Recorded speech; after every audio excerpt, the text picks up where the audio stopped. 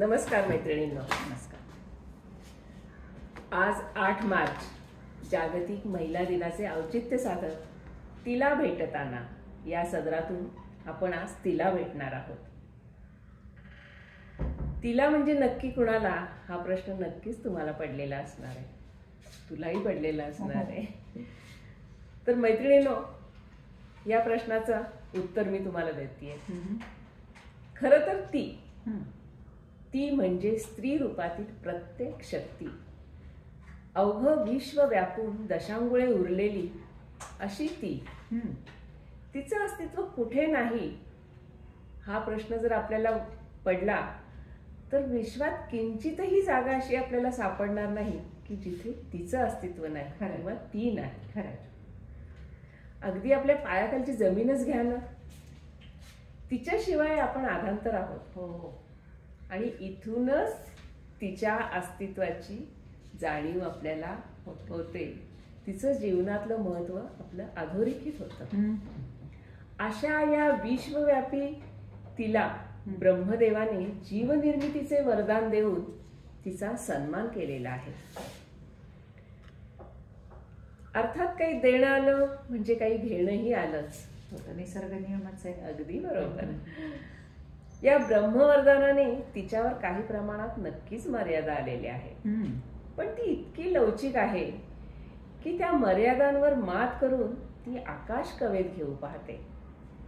जीवनिर्मितीचे तिला लाभलेले वरदान घेऊन ती सृष्टीच्या चलनवलनात अखंड नव्या श्वासांची भर घालत असते. अगदी अनादी अनंत काळापासून तिचं हे चक्र चालू आहे. हे विश्वचक्र अखंड फिरत राहावं यासाठीच तिचं हे योगदान नक्कीच अतुलनीय आहे. हो ना? अगदी. तिच्या लवचिक देहमनातील प्रचंड शक्ती सामावलेली आहे. या शक्तीला विनाशापासून परावृत्त करत विश्व कल्याणाकरिता ईश्वराने अनेक रूपात तिला विभागलेले आहे. अर्थात ती जितकी तिची रूपं तितकीच तिच्या शक्तीचीही रूपं आहेत. अशाच काही शक्तींना आज आपण भेटणार आहोत. चला तर मग सादर करत आहोत तिला भेटताना. लेखिका सौ विदुला जोगळेकर, सादर करत्या विदुला जोगळेकर, मिनल टोंगावकर. तिला भेटताना. ती म्हणजे कोण ग, आणि कुणाला भेटायला चाललोय आज आपण? अगं, ती म्हणजे कुणीही वैयक्तिक व्यक्ती नाहीये. ती म्हणजे तीच ती मातीच्या कणापासून अथांग पसरलेल्या निळाईपर्यंत सारं विश्व व्यापून उरलेली ती. तिचं दृश्य अदृश्य अस्तित्व म्हणजे ती. शवात चैतन्य भरून त्याचा शिव करणारी ती शक्ती जी की तुझ्यात आहे, माझ्यात आहे, इथे हर एक क्षणाकणात आहे, अखंड वाहती आहे ती. म्हणूनच आपण म्हणतो ना, शक्ती रूपेण संस्थिता. ती तुझ्यात आहे, माझ्यात आहे. ती म्हणजे तू, मी आणि ह्या साऱ्या मैत्रिणी सुद्धा. तू आणि मी. हो, तू आणि मी. फक्त तू आणि मीच नाही, तर जिथे जिथे व्यंजनाला ई हा स्वर जोडलेला तुला आढळेल ना, तिथे तिथे तिचे अस्तित्व आहे हे तू समजच. अच्छा.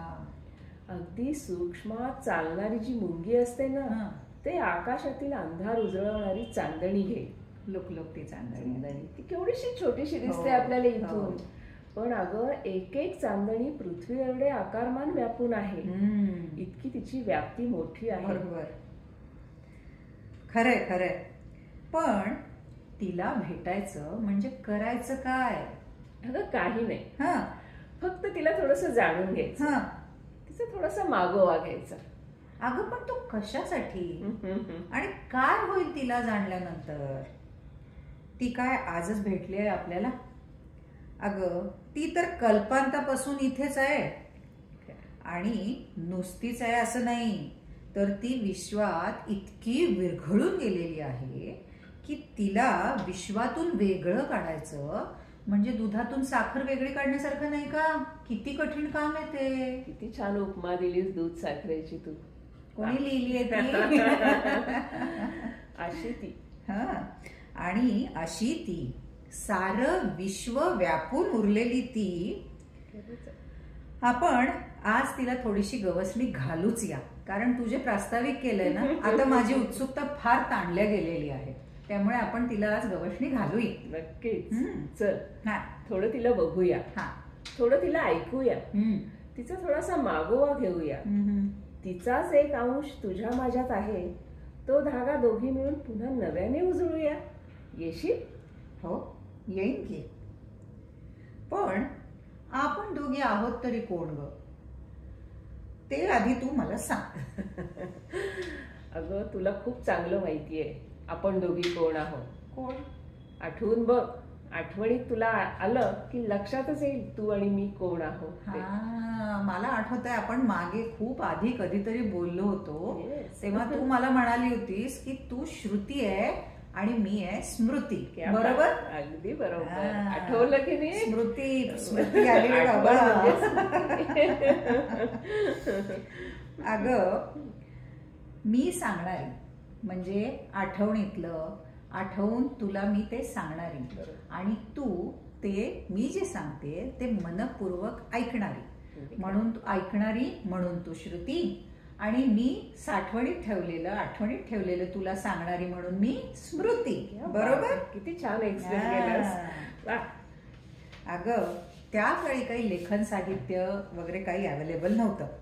तेव्हापासून वेदग्रंथ, भगवद्गीता, उपनिषद असे आपले अनेक वाङ्मय, पौराणिक वाङ्मय या श्रुती आणि स्मृती यांच्यामुळेच तर आपल्यापर्यंत पोहोचलं. या श्रुती आणि स्मृतीने त्या काळी शब्द, भाषा ऐकली आणि आजच्या संगणकासारखी बुद्धीत साठवून ठेवली. कोणीतरी ऐकलं, कोणाला तरी सांगितलं आणि त्या कुणीतरी आठवणीत ठेवत ठेवत पुढच्या पिढीपर्यंत पोहोचवलं. आणि असं लिखित स्वरूपातील हे ग्रंथभांडार आपल्या पुढे आज आहे. बघ केवढा कार्यभाग साधलाय या श्रुती आणि स्मृतीमुळे. अगदी बरोबर. खरंय.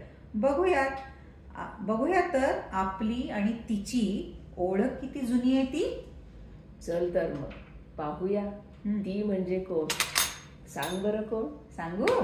ऐक तर मग. सांगच. अगं ती म्हणजे रामायण, ती म्हणजे महाभारत. कितीही गाडली तरी उगवते पुन्हा परत परत. अगदी खरं. मी सांगते आता. ती म्हणजे पान्हा. हो.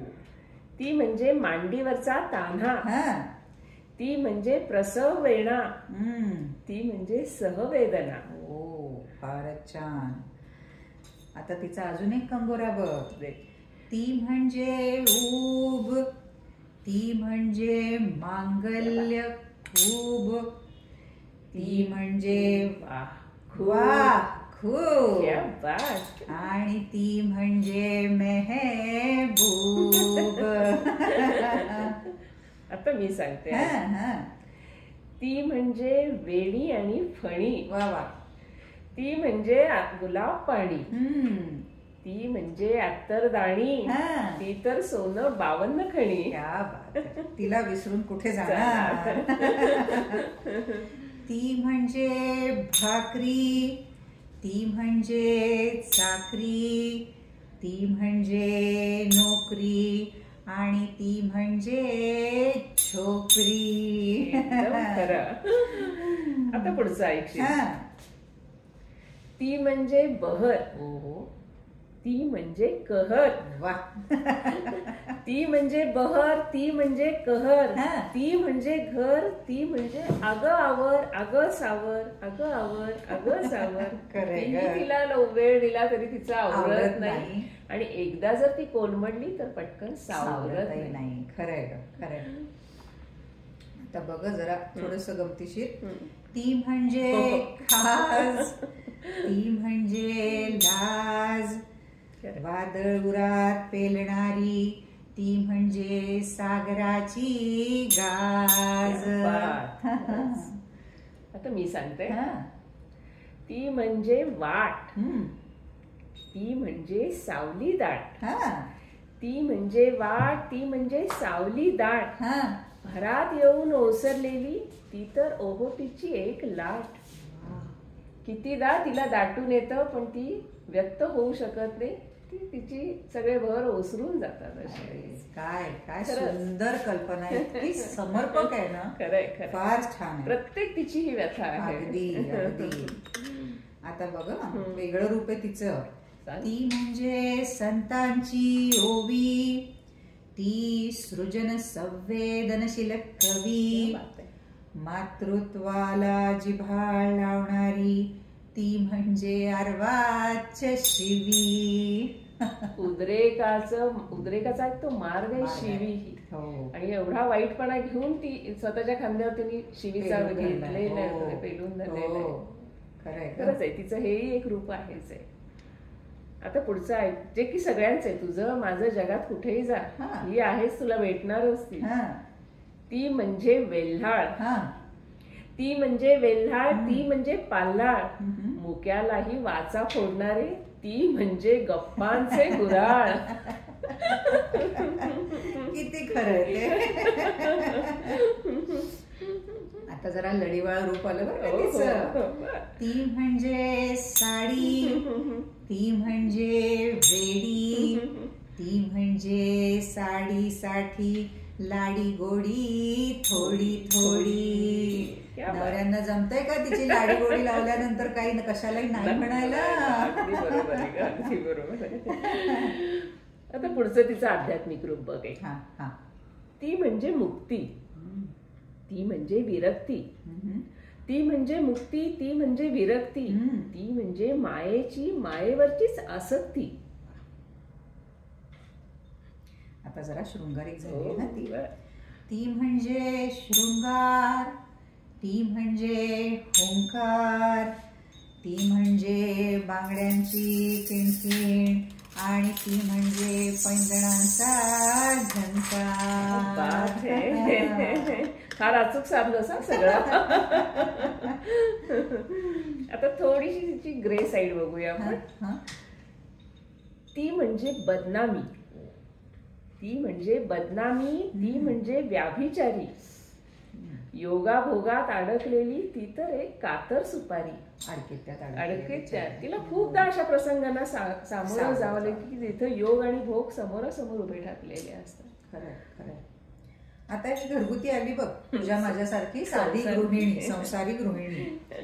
ती म्हणजे धुण, ती म्हणजे सारवणं, ती म्हणजे रांधणं वाढणं आणि उष्टी काढणं. क्या बात आहे.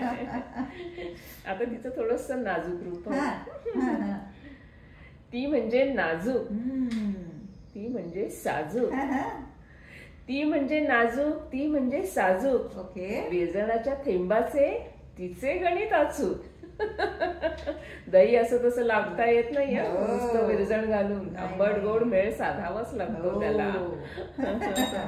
आता आपण दह्याची गोष्ट करतो, जरा साई विषयी बोलूया. ती म्हणजे शुभ्र साय, ती म्हणजे घरती बाय. घरती बाय म्हणजे काय ग?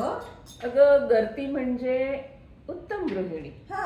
घर संसार उत्तमपणे सांभाळणारी अच्छा. ती घरती अच्छा. तिला घरती बाय असं म्हणतात. घरती बाय हा ग्रामीण भागाचा शब्द आहे म्हणून इथं तो वापरलेला आहे. असं म्हणतीस वय.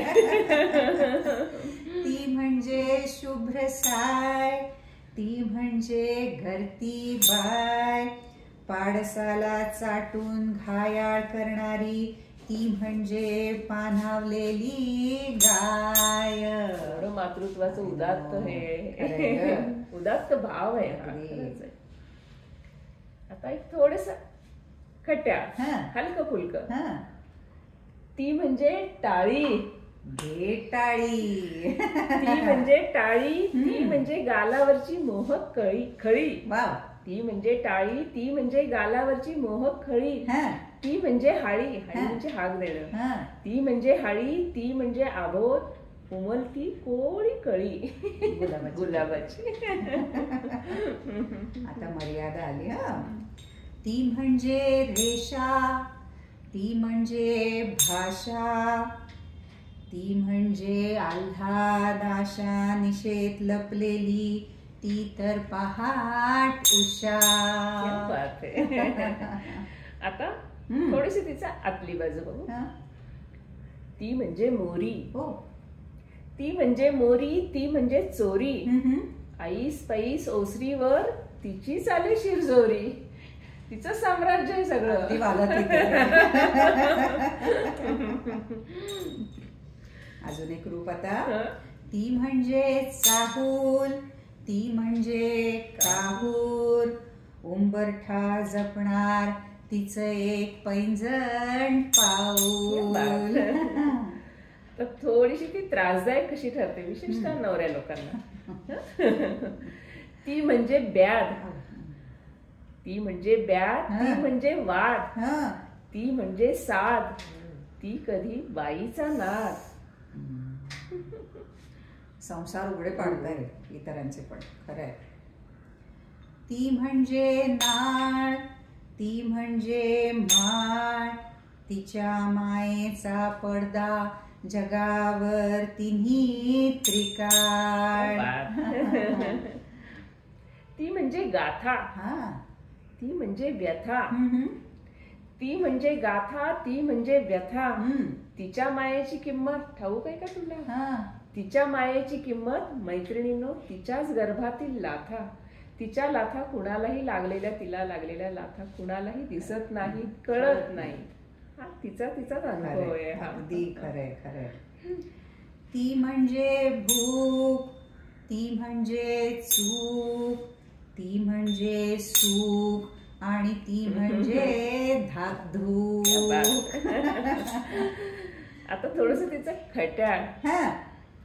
ती म्हणजे ईर्षा, ती म्हणजे ईर्षा, ती म्हणजे मूर्छा, ती म्हणजे चाय पे चर्चा, ती म्हणजे पूजा आणि अर्चा.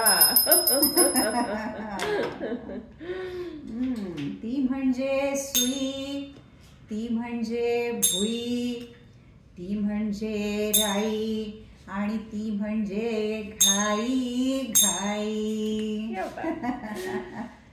ती म्हणजे लता, ती म्हणजे गीता, ती म्हणजे लता, ती म्हणजे गीता, ती म्हणजे कथा आणि ती म्हणजे ती स्वतः. कळलं का? एकदम. ती म्हणजे भक्ती, ती म्हणजे मुक्ती, ती म्हणजे शक्ती आणि ती म्हणजे प्रीती. आता तिची एक जाणीवेतलं रूप आहे. ती म्हणजे तहान.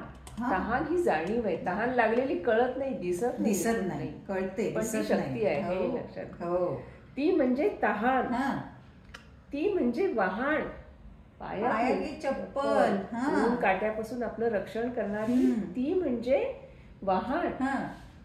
ती म्हणजे तहान, ती म्हणजे वाहन, ती म्हणजे सहाण. संसाराच्या सहाणेवर तिचं अखंड ओघळणं स्वतःला चाललेलंच असतं. ती म्हणजे तहान, ती म्हणजे वाहन, ती म्हणजे सहाण. अष्टावधानी शक्ती रूपा, ती कधी उग्र कधी महान. तिला वेगवेगळी रूप संसारात परिस्थितीप्रमाणे घ्यावीच लागतात तिला. ती म्हणजे शांती, ती म्हणजे भ्रांती, ती म्हणजे क्रांती आणि ती म्हणजे क्षणभर विश्रांती. तिचं अगदी खूप वैयक्तिक हे रूप आहे. ती म्हणजे विटाळ, ती म्हणजे विटाळ, ती म्हणजे किटाळ, ती म्हणजे चहाटाळ, ती म्हणजे थोडी खट्याळ. आता बघ साऱ्या जगावर राज्य करणारी आली बरं का ती. ती म्हणजे सटवी, म्हणजे सटवाई ग आपला ललाट लेख लिहिणारी. ती म्हणजे सटवी, ती म्हणजे फसवी, ती म्हणजे नियतीचे बोट धरी आणि साऱ्या दुनियेवर राज्य करी. तुला असं वाटतंय का ग की आपण एवढे तिला रूपात बांधायचा प्रयत्न केला, ती आपल्याला सापडली? नाही ग, नाही. कसं सापडेल? नाही, नाही. किती अफाट आहे. तरीही ती शेवटी उरलीच ग, आणि ज्याच्या त्याच्या जन्माला पुरलीच ग, हो की नाही? हो ग. तरीही ती शेवटी उरलीच ग, आणि ज्याच्या त्याच्या जन्माला पुरलीच ग. म्हणूनच सांगते तुला, तिच्याशिवाय इथे काही नाही, तिच्याशिवाय इथे काही नाही. ती आहे तोवर सारं काही. खरंय ग, अगदीच खरंय. शेवटी ती उरलीच ग. कुठे आपल्याला ती सगळी धरता आली आहे, आणि येणार देखील नाही. बरोबर. अथांग समुद्रातून 4-2 पाण्याचे थेंब ओंझळीत आल्यासारखी ती आपल्या ओंझळीत आली. तेवढीशीच गवसली बघ आपल्याला. तिची माया किती अफाट आहे ग. या अनुषंगाने ना मला ईशोपनिषदातील एक श्लोक आठवला. अर्थात आपल्याला सगळ्यांना तो श्लोकही माहिती आहे, त्याच्या मागचा अर्थही माहिती आहे, पण तरी तुला एक संदर्भ देण्यासाठी म्हणून हे सांगते की आपल्याला माहिती आहे, शून्यात शून्य मिसळलं किंवा शून्यातून शून्य वजा जरी केलं तरी शेवटी उरतं ते शून्यच उरतं. तसंच अगदी पूर्णातून पूर्णाची निर्मिती झाली तरी सुद्धा परत पूर्णाचे उरणे, म्हणजेच ईश्वराचे, ब्रह्माचे आणि शेवटी तिचे उरणे आहे. ती म्हणजे शेवटी शक्ती. एवढी करूनही ती आपल्या हातात आलेली नाही, ती उरलेली आहे. ह्याचा अर्थ म्हणजे बघ ना तू, ब्रह्मातून ब्रह्मांड निर्माण झाले, पण तरी सुद्धा ब्रह्म हे अखंड पूर्ण उरलेलेच आहे. ईश्वरातून विश्वाची निर्मिती झाली तरीही ईश्वरूप अखंड एकसंध आहे. अगदी तसेच ग, तिच्या गर्भातून एक पूर्ण देह निर्माण होऊनही ती पुन्हा पूर्णत्वाने उरतेच ना. त्यामुळे जे जे पिंडी ते ते ब्रह्मांडी, याचीच तर ही प्रचिती होय ना. हो ग, अगदी पटलं बघ मला. आपण तो ईशोपनिषदातील श्लोक म्हणून या लेखाची सांगता करूयात का? नक्की नक्की नक्की. ओम पूर्णमद पूर्णमिदं पूर्णात् पूर्णमुदच्यते पूर्णस्य पूर्णमादाय पूर्णमेवावशिष्यते. ओम शांती शांती शांती. धन्यवाद. धन्यवाद. मैत्रिणींनो, आज आम्ही या सदरातलं पहिलं पुष्प सादर केलं. यापुढेही आम्ही अधूनमधून तुमच्या भेटीला असेच येत राहू. हा जर आमचा व्हिडिओ तुम्हाला आवडला तर तो जरूर लाईक, शेअर आणि सबस्क्राईब करा. धन्यवाद.